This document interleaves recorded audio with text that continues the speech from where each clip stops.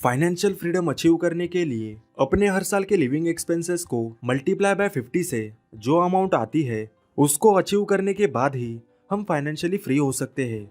आपको financially independent बनने का गोल बनाना होगा। अगर अपनी लाइफ बेटर बनानी हो तो फाइनेंशियल फ्रीडम अचीव करने के लिए एक प्लान होना जरूरी है।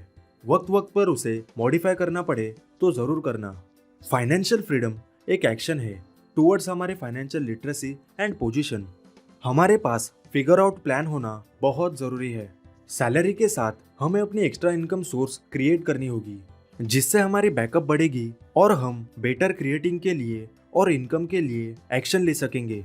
और हाँ, हो सके उतना इस स्टेज में डेट से दूर रहो या मत लो until income stream and sufficiency create हो। तो अब समझते हैं फाइनेंशियल फ्रीडम के 7 स्टेप्स जो हमें फाइनेंशियल फ्रीडम अचीव करने में मदद करेंगे।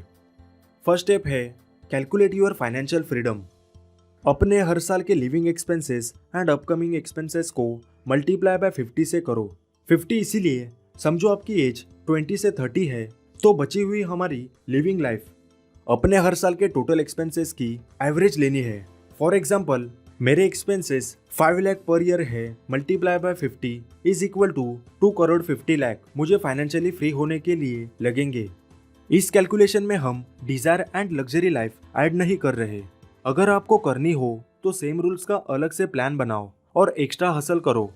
सेकेंड स्टेप है कैलकुलेट योर नेटवर्थ। हमें हमारी करंट फाइनेंशियल पोजीशन पता होनी चाहिए। उसके लिए कैलकुलेट करना होगा हमारी total asset minus total liability.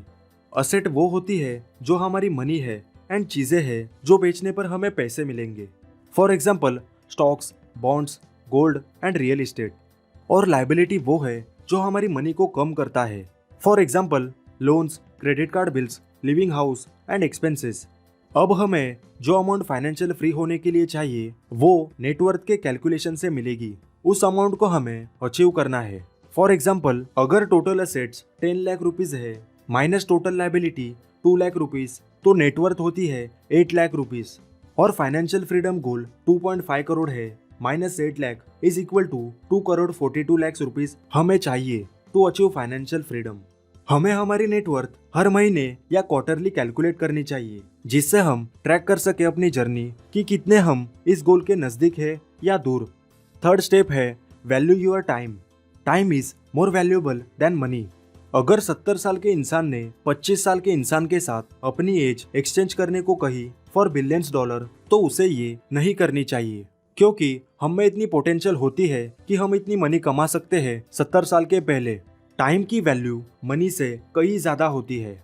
आप कितने भी पैसे कमा लो बट टाइम नहीं कमा सकते। हम अपना हर एक घंटा कितने रुपीस के एक्सचेंज में स्पेंड करते हैं ये हमें पता होना चाहिए to upgrading yourself. For example अगर जॉब 9 to 5 हो तो अपनी सैलरी को multiply by 12 divide by 365 divide by 10 आपको अपने हर एक घंटे की कमाई पता चल जाएगी। फोर्थ स्टेप है स्पेंड वाइजली। हम अक्सर अपने एक्सपेंडिचर को मॉनिटर नहीं करते और अननेसेसरी सेल्स या डिस्काउंट्स के चक्कर में बहुत सारा अपना खर्चा कर देते हैं। ज्यादातर हम शॉपिंग, ट्रैवलिंग, एंटरटेनमेंट में खर्चा करते हैं। इसके लिए हमें सिर्फ खुद से पूछना है क्या मैं इस खर्चे को अफोर्ड करता हूँ? क्या मैं इस खर्चे से कहीं ज्यादा कमाता हूँ या कमा सकता हूँ?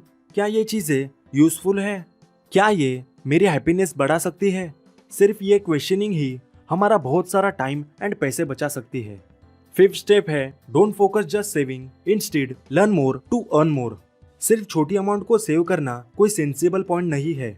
हमें एक्चुअल अर्निंग्स पर फोकस करना चाहिए। By create multiple source of income.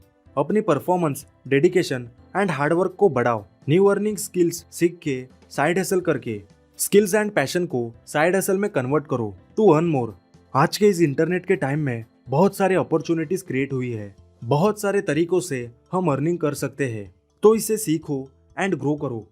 Six step है इन्वेस्टिंग।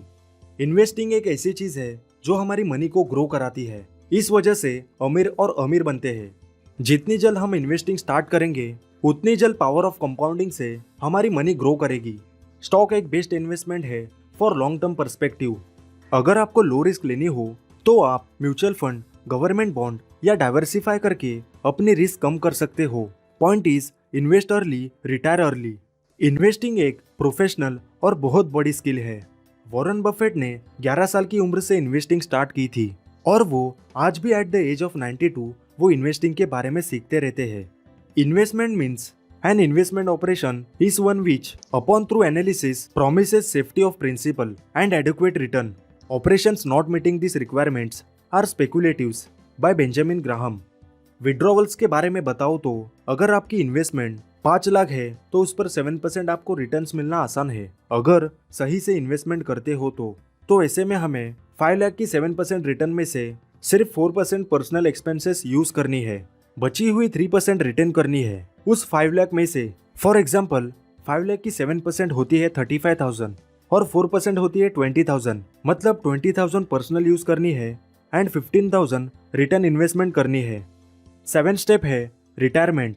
रिटायरमेंट यानी पैसों के बारे में सोचना ना पड़े, मतलब actually achieve financial freedom. Warren Buffett financially free at the age of 30 वो मिलियनर हो गए थे।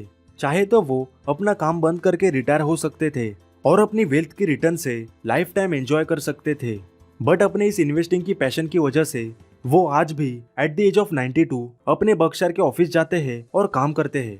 फाइनेंशियल फ्रीडम का मतलब रिटायर अर्ली ना होकर लाइफ को मीनिंगफुल बनाना है। हम भी इन स्टेप्स को फॉलो करके फाइनेंशियल फ्रीडम अचीव कर सकते हैं। तो प्लान करो इस गोल को अचीव करने का और इस पर डेडिकेशन से काम करो।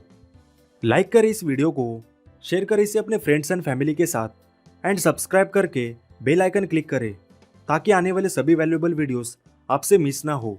Have a great aim, achieve it, all we can succeed, क्योंकि हमारा अल्टीमेट गोल इस दुनिया को बेटर प्लेस बनाने का होना चाहिए।